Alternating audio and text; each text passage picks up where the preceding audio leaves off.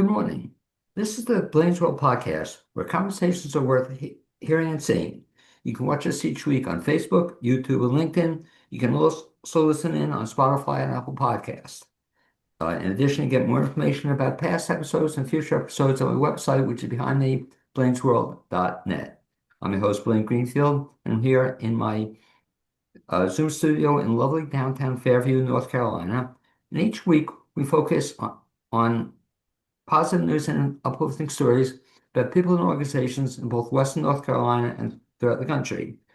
And toward that end, we actually have two guests today, and they are Ann Moebes. Do I have it right? I think so. Moebes. Movies, uh-huh. Okay, and George Pfeffer. And folks, you can wave to all your fans and friends who are watching. So give them a big wave.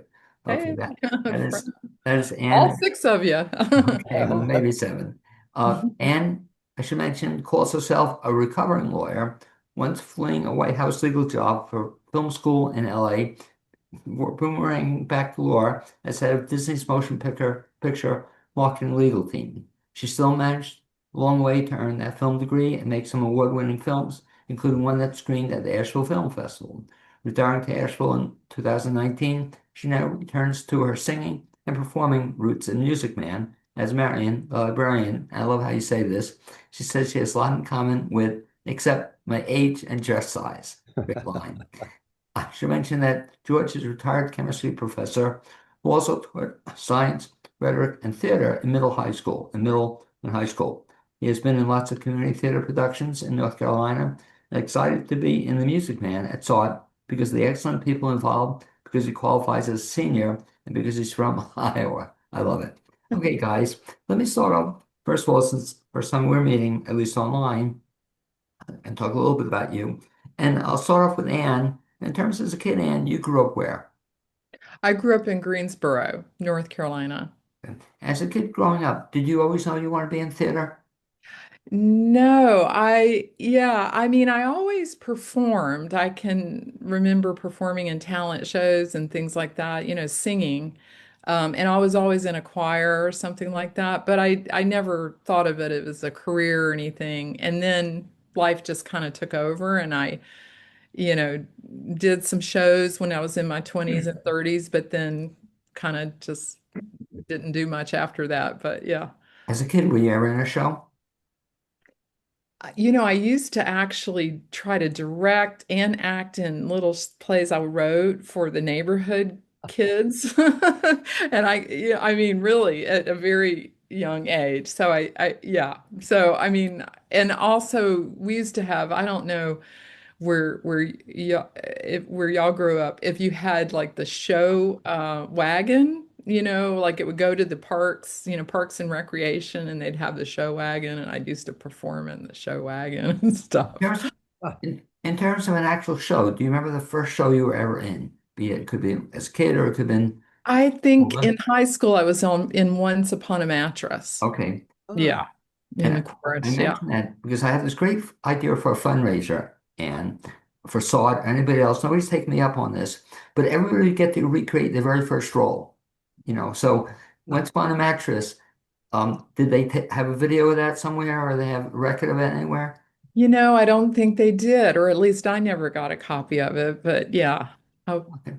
But wouldn't that be fun? So you could recreate that role. And the same thing I'll ask George, in yeah. terms of this kid, did you ever do any acting?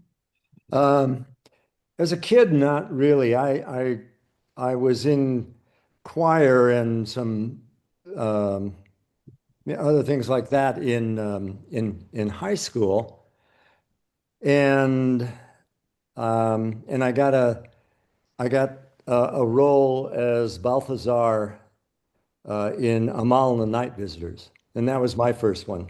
Okay. Oh. So same Um, same question. Does anybody have a record of that, George? um, they might at I mean, I'm a thespian, and they might have that in their thespian uh, archives, maybe at the high school. But Good old Thomas get Jefferson. wouldn't that be fun to give you a chance to recreate that role? So we can do it now, all these Uh, years later. yeah, yeah. I might even, hit the notes right this time. So So I acted a little bit in school, And did you pursue that afterwards in college? No, no, I did that in high school for about 2.5 years. Some musicals, some plays, and then I didn't. But on the other hand, I was a teacher, and so there's a certain amount of theatrics, and I mean, after all, it's a captive audience, but you kind of want them not to run out, uh, you Well, it's know. funny. I was a teacher also, and yeah, that was a kind of nice thing.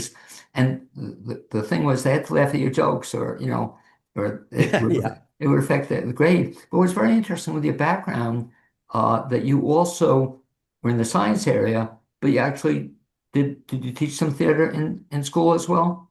Well, when I was teaching it at the University of Nebraska at Omaha in chemistry as a professor, and so I am a professor, although not Professor Hill. But um, You're and, Professor Hill to me. oh, good, good.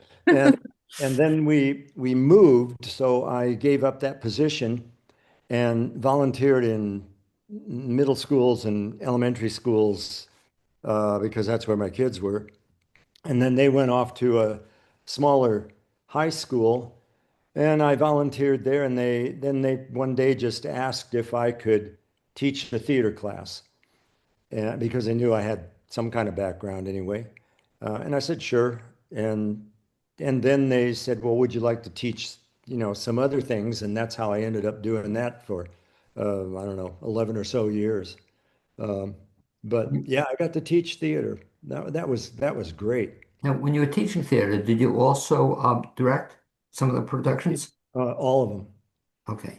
Yeah, we had two a year, and then we started to do three because we did a summer one. Um, and it was great to see some of these, not exactly wallflower kids, but sort of subdued personalities, but not on the stage. It was really interesting. I thoroughly enjoyed it. Well, let me ask you a question I ask a lot of times of actors who become directors. Do you have preference as to acting or directing personally? Um, Personally, yeah, well, I mean, I like being on the stage, but like I said, it was really enjoyable doing the directing of at least of the kids. But And, directing older people like us, who knows? But oh, so you haven't done any directing not since since those then. school days? Not since the school day. Yeah, yeah. And that was, well, I retired from that, and that was more than 10 years ago by now. Because funny, George, I ask that question of a lot of actors who become directors, and I ask them, what do you prefer, the acting or directing? And many times they tell me directing, because the truth is they don't have to memorize the lines that way. Let the kids memorize them or Yeah, something. yeah. Do you ever see yourself going back into directing? Well, oh, sure. Yeah. Like again, I had a good time doing it. I think the kids enjoyed it. So, Okay, so you let's know, forward if we would then. So you both had your professional careers. Then all of a sudden, you find out that SART's doing this production of seniors. And Anne, if you talk a little bit about the idea behind that, because it's kind of SART's unique in this. It hasn't been done too often. Is that correct? Yeah, I mean, I have to admit that when I tried out, I didn't realize it was a senior production because I was going to try out for Miss Peru or the chorus or whatever. And when they called, me for Marion, I was like, "You realize I'm 68, right? And I'm not like this thin ingenue or whatever." So they're like, "No, no, no, you don't understand. This is a senior production." So like, oh, horse of a different color. Okay, great. So, but since I've just become so jazzed by, this whole concept of a senior production and just so heartened by how, all of the cast has really embraced it. And George, I don't, you probably have noticed, I mean, I don't see any difference in their energy level or anything from, well, young people, younger people. And so it's like these flowers, this flower garden kind of when as soon as they go on stage, blooming kind of. And it kind of reminded me of, Pablo Casal, the cellist. Right. He there was a story about him how he was in his older age, he had a lot of arthritis and I think emphysema and other things. But when he would sit at the piano, his fingers would unlock and his spine would straighten, and and I kind of think of us that way. Like, once we get on that stage, all of that youthful energy kind of comes back. And who knows how many knee replacements we have among us, but it just doesn't seem to matter. And I think that's really exciting. I mean, it is the first time, as I've now understood it, that they're doing one of these senior shows. This is MTI, I forget what the music is. What does that stand for? Music Music Theater Theater International. International. Thank Yeah. you. And so they, I think a few years ago, came up with a roster of a few shows for seniors. And this is the first time they're licensing it to a production company in Western North Carolina. So I think that's really exciting. I hope people will come, just to see what we can do. The fun part about this, I imagine, and I'm looking forward to seeing it, is that aside from you playing your role and George playing his role, you also have seniors playing kids' roles. Like they Oh, develop yeah. Yeah, oh, the guy who's playing Winthrop, Gil Henry, is just he just looks like a little kid. I mean, I think Gil's like 65 or something, or he's somewhere in there. And and also Jan Robbins, who right. plays, Amaryllis, because I think she looks kind of like a little girl too. Yeah. So, and both of them are just great. Um, Eric Cedergren plays, sort of a delinquent youth. Oh yeah, And, that's right. and he's one of the taller people in the cast, Right. one Yeah. thing. So yeah, it's an interesting mix. And I'm friendly with both Jan and Eric. And I'm anxious to see this, how they're going to carry playing 12-year-olds or however old they are. And it's going to be fun to watch them. Um, it's tough. I mean, and not tough, but it's probably a challenge for them. But they carry it off, George, that they do look like they're young, or you can believe they're young. Yep. I think if you know, the audience, of course, is going to have to suspend disbelief a little bit, but also, um, I keep telling myself when I'm feeling, less confident that, if I just think about being Marion, that the rest will, the audience will believe it somehow, even though I'm older. You know what I mean? So, Well, let yeah. me ask you then, since we're talking about it, or I'll go back to George for a second here. For two people out there who don't know the story of Music Man, if you could kind of give George the Reader's Digest version of what the story is about, keeping it under like 25 minutes. If you can summarize in under 25 minutes. Sure, sure. We'll be out by 10. Uh, yeah, well, let's see. Um, there is a central character, Harold Hill, and he's a con man. And he's done more than one kind of con, but in this particular instance, he's doing his band, his children's band con, and he comes into town, and there's some other salesmen who come in also. One of them, they haven't met him, but one of them knows what he does, and he's bad news for all the other salesmen. So he starts conning the people, and that's when you get this big number of uh, trouble in River City and almost a revival meeting kind of feeling. And then also 76 trombones. He's still working with these people.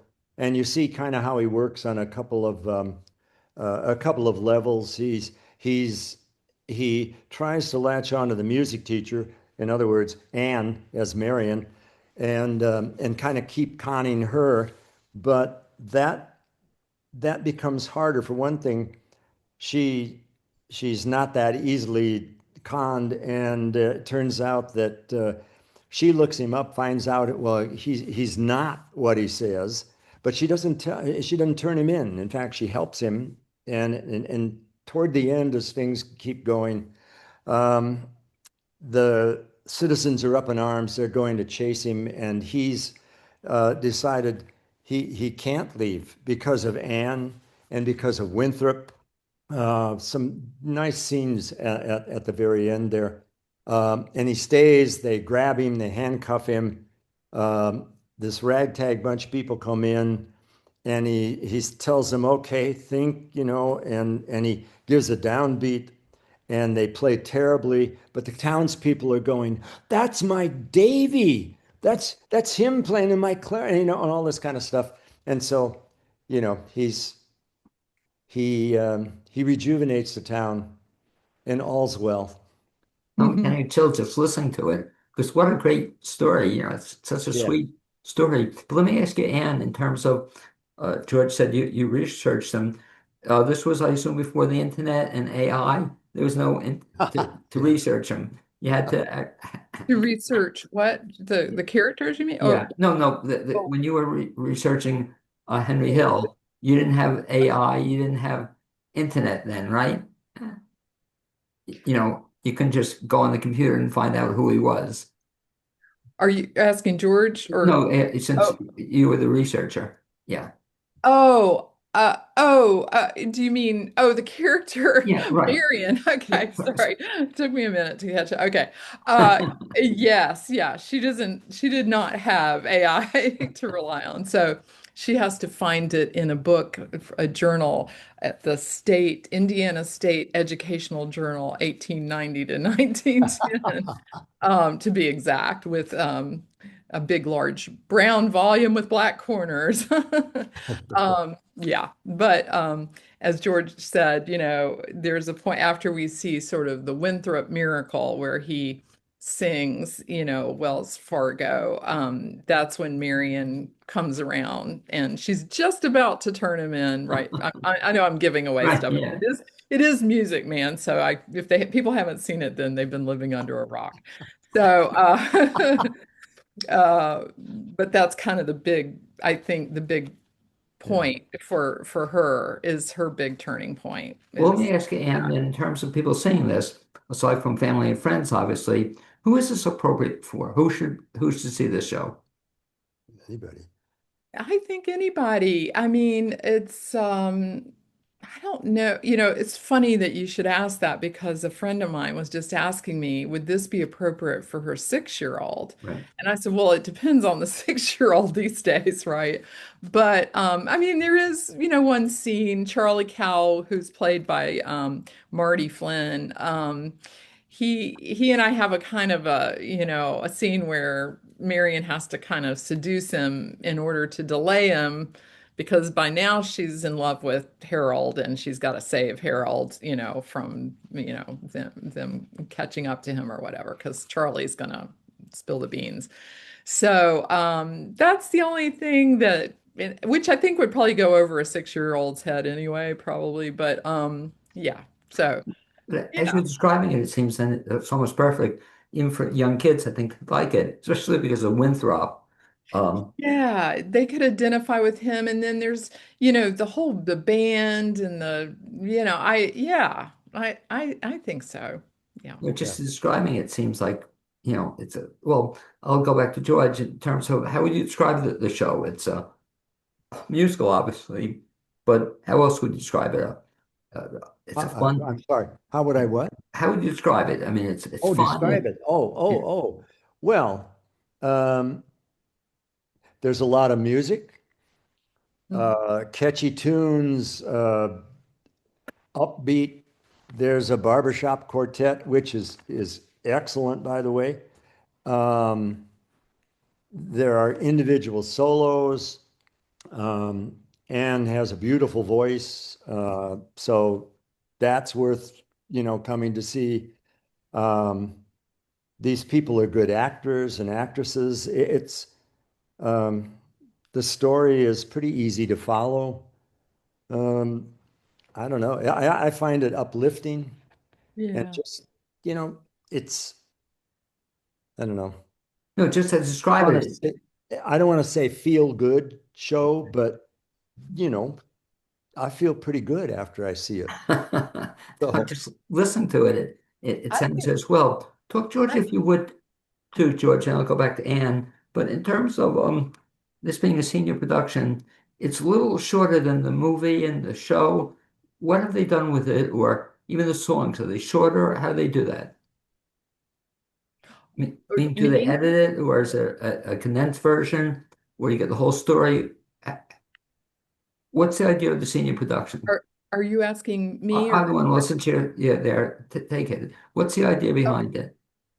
well, so it is an abridged version. It's about half the length of the musical as originally written.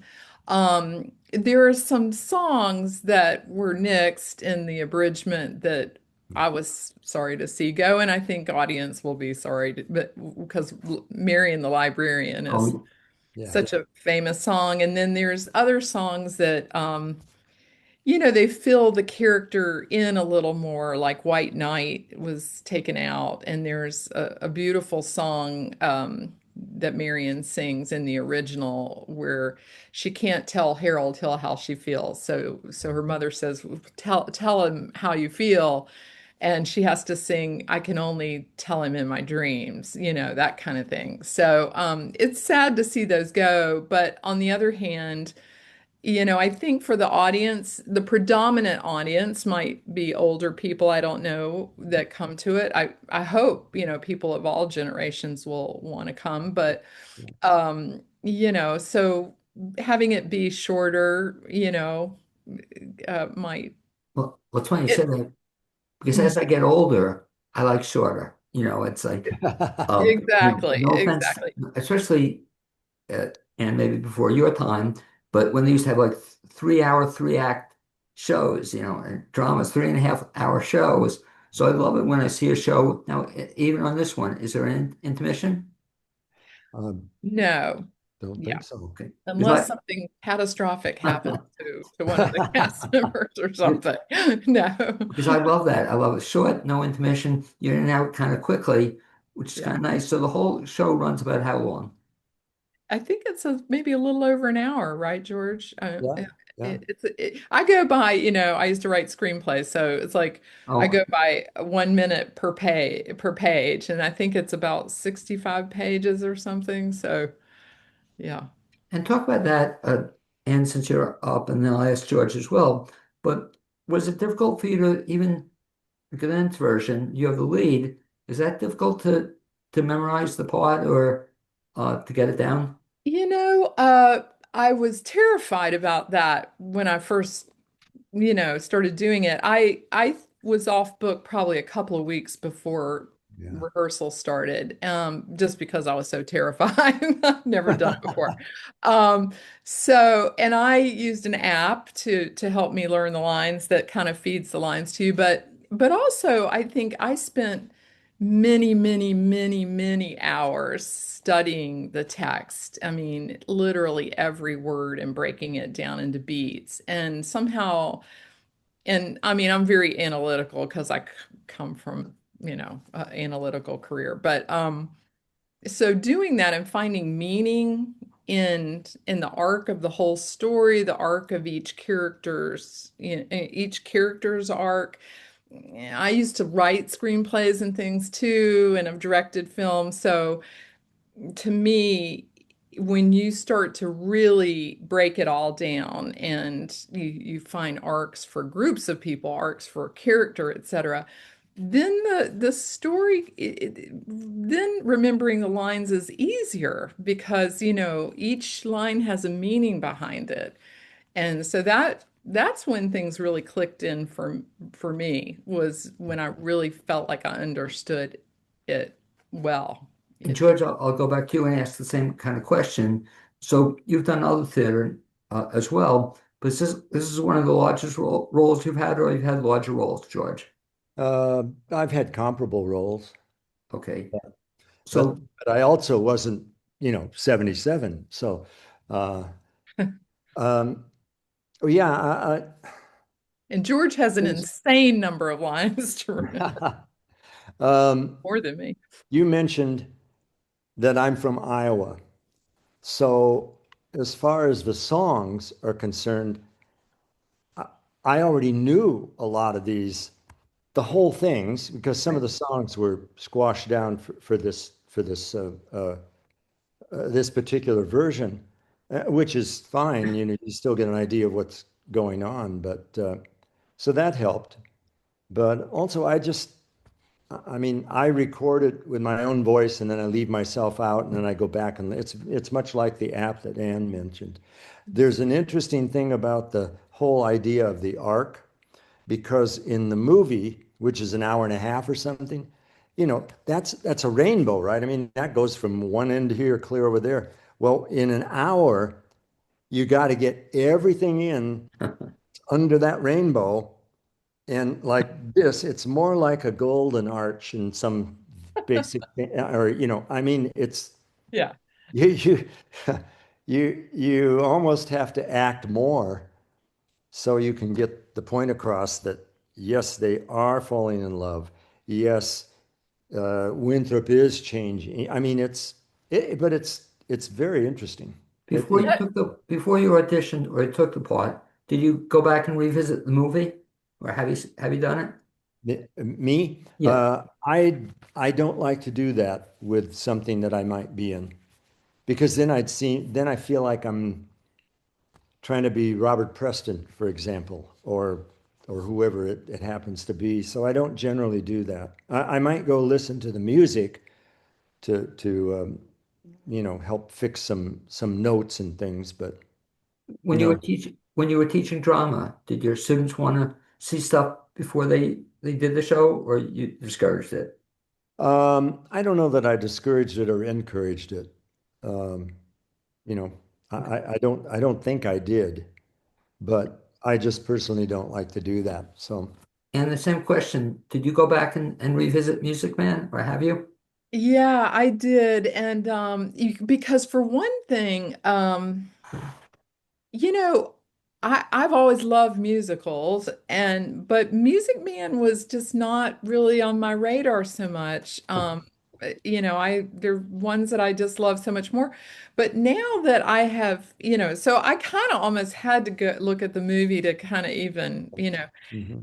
but now I kind of with George, I kind of think it's maybe not the best idea. For one thing, Janice Vertucci, why can't I remember her last name all of a sudden? Yeah, Schreiber. Is it Right, Schreiber or Schreiber? Schreiber, right, right? yeah. Um, we were doing a scene, George, the romantic scene where at the bridge, the footbridge, and I kind of wanted us, coming from a distance and and Janice wasn't sort of buying that for a while and I didn't know exactly why. And I kept pressing and finally she said, because it's kind of cliche from the 50s. And I thought, God, she's absolutely right, dead on right about that. And then I didn't argue with her anymore after that, So that's one danger of, watching these 50s movie renditions. And also a movie is, having come from film myself, it is so different from theater. So I kind of think I wouldn't do that again, maybe. But yeah. Let me ask you, whoever wants to take it. We've talked about several people involved in the show, which you mentioned, since you mentioned the director's Janice, who's just Yeah. um, does a terrific job with that. And then also talk about, you have two other people really helping out, or three we'll mention, but you have the music director and the choreographer, or who? Yeah, well, Patricia Sands is the musical director, and I can speak a little bit about her because I took voice lessons for her from her as well. And she's just amazing. She has some specialties in older voices. She's a vocalist and disabled voices and so forth. So not that I mean, but we're older voices and there are some issues, as people get older, their voices get lower and different things. So she's just amazing. I don't know, George, maybe you can speak about Oh, Jillian God. a Yeah, little no bit. question. Yeah. Yeah, I like the style that she brings to all the musical numbers. Yeah, And you were talking also Jillian's role was what in this? Jillian She's uh our choreographer, Jillian Jillian Adams. Adams. Yeah. Yeah, she's our choreographer. And I haven't, George, you've experienced her choreography more than I have because I think just that one little part of Shapoopy I do, but I don't do anything else dancing wise.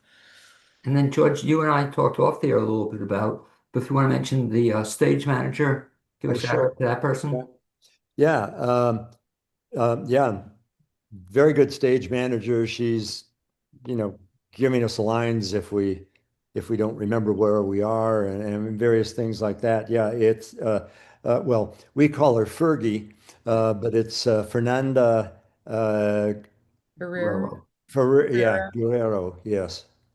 Yeah, and she's just, Yeah. I think I told you both, I've seen her as an actor. She's just a very talented actor too, as Good. well. And so I really appreciate you mentioning that because the stage manager has such an important role and Yeah. oftentimes they're overlooked. And so I don't overlook something. Let me ask, I guess, first of all, I'll go back to the important information. And if people want to see the show, when is it going to run and how do they get tickets? Well, it runs from July 30th to August 2nd. There's a 7:30 performance July 30th, Mhm. 7:30 July 31st, and then I think it's a 2 o'clock Right. and 7:30 on August 1st, and then I think it's 4 is it 4 or 4:30? I don't remember which. Thanks. Yeah. And 7:30 on August 2nd, Sunday night. And they can get tickets by, I guess, calling the box office at SART. You might have the number for that, Blaine, from the press release there.